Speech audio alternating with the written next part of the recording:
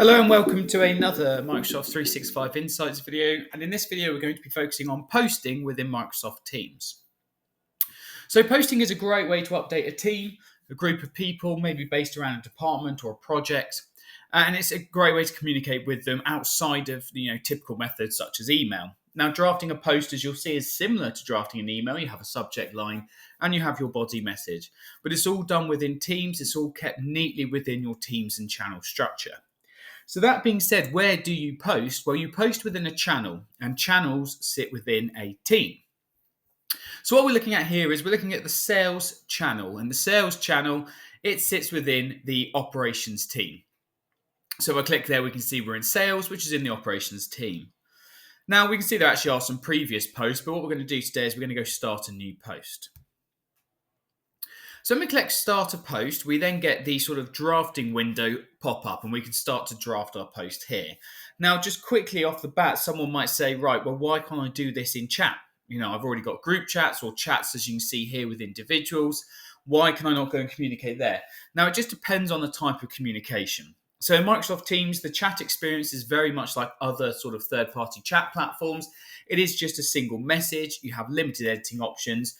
It's made really to have a quick catch up, check in on someone. As you can see here, I messaged Lee. I said, "Are you in today?" So that's really the purpose of chats. It's light touch communication, whereas posting is more about formal updates to the team, the department, the working group, wherever it sits. So we're in the sales channel, so I'm going to go draft my post, and I'm going to say the Q2 sales report is ready. So that's the subject of my post. Now, subjects are really important because if we scroll up, you can see that the subjects basically header up these boxes where people can then communicate within and reply within the sort of context of that post. So, make sure it's a nice subject that clearly sort of categorizes and groups that communication. But we've got our subject there. So now I'm going to go type a quick message. I'm going to say, "Hi guys, the latest report is ready." Now, let's think about some ways we can make this post slightly more effective. So one thing we might want to do is we might want to go and actually pin the report into the post. So again, if you think about if you were to send this via email, you'd probably attach the report. How do we do that when we're posting? Well, if we see the plus button down here, this gives us access to lots of other functionality that we might want to use within posts. So there's lots of sort of add-ons to a post that we can add to make it a really useful piece of communication. So at the top, we've got things like attach file. We're going to go cover that in a second. We've got things like scheduling messages. So you can, a bit like with email, you can schedule the send so that if it's time sensitive, it's posted on a certain date and time. We have things like delivery options, so we can mark it as important. That just makes sure that the post is flagged in more places, so it gets greater visibility. Some of the other things we can do is we can do things like adding a video clip, or we can really start to integrate other 365 apps. So we can do things like add videos from Stream, add a Power BI report, and so on. I'm not going to go through all of these, but all of the 365 apps can pretty much be embedded into a post to make it a rich communication experience. But as I said, we want to actually go and attach the report. So we're going to click Attach File. Now, again, thinking back to email, if that's the method you use at the moment, you would probably have downloaded the document from wherever it sits, and you would then go and attach a hard copy to the email.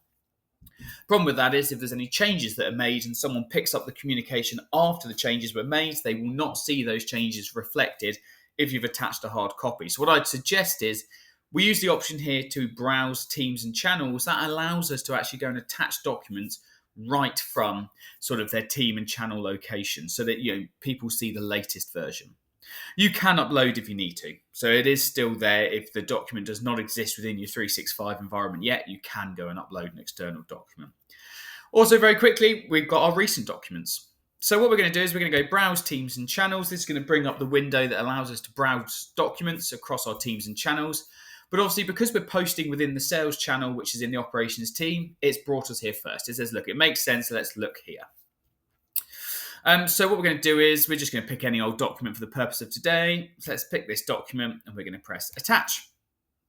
So what we've got now is we've got the message and we've attached our document. That's great. Let's think about now some of the other things we can do. So up here, we do have rich editing options. So we can have bullet lists, we can highlight, we can change the font color, we can add links and so on. We can even go as far as inserting tables. So we can really build this message out. But something I would say is if you do want to make sort of a really interactive post with, say, a list of tasks or a table, is I would look at something called loop components. Now, again, loop components is one of these add-on apps. It sits down here at the bottom. So if you cannot see loop components, I'll just highlight this now. This can be switched off by your administrator. So if you do not see this add-in to Teams, it is a Microsoft service. It's part of the 365 package.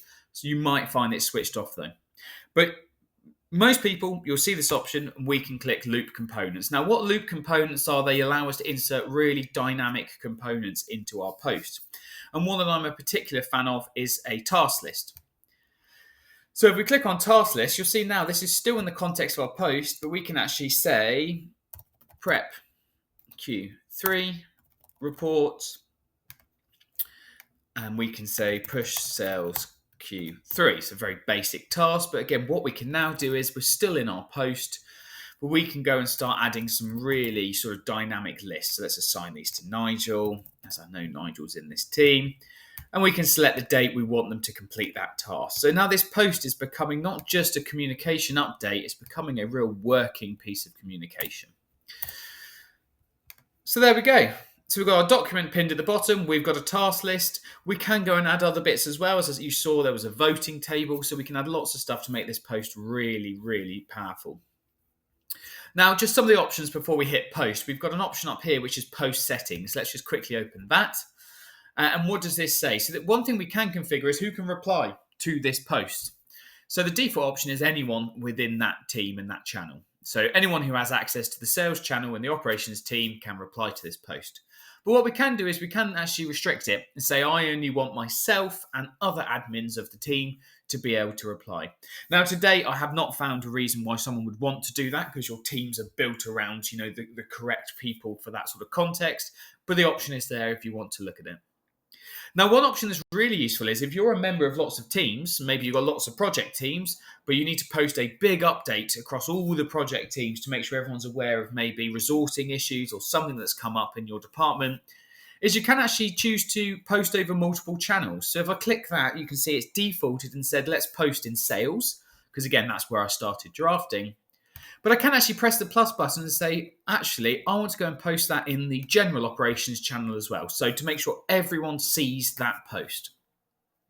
We can actually do this across different teams as well if we need to. But if we press update, we can now see this post is going to go to the sales channel and the general channel, both within the operations team. So that's fantastic. It saves us having to draft it in two locations. Then the last option we might want to just check out is if we come down to the bottom here, we can actually choose the post type. Now, a standard post is what we've drafted here. You can set it as an announcement. That works fairly similar to things like SharePoint News. So again, it just depends on where you want to surface the news, whether you want to, just categorize it as posts or announcements. You can go and do that there if you need to. Again, just typically I always post using the standard posting approach. Once that's done, we just hit post. And there we go. We've gone and posted a really powerful piece of communication. We've got the report attached. We've got some tasks to follow up on after this post. And what we can also quickly go and check is if we drop back into the operations team. So as we said, we drafted that in the sales channel. But if you remember, I asked it to also post it in the general channel. So now I'm in the general channel and you can see my post is there as well. So we're able to send that update across different channels, across different teams. So that is posting. When it comes to replying to posts, what's really nice is you can reply within the context of that post. Anyone can reply depending on that setting where you might have said moderators only, but it allows you to group communication. So you reply within the context, as you can see here, within the context of the post. So posting is really, really powerful. I hope that was helpful. I hope you can now sort of feel confident to go draft some more complex but more effective posts. And thank you very much for watching.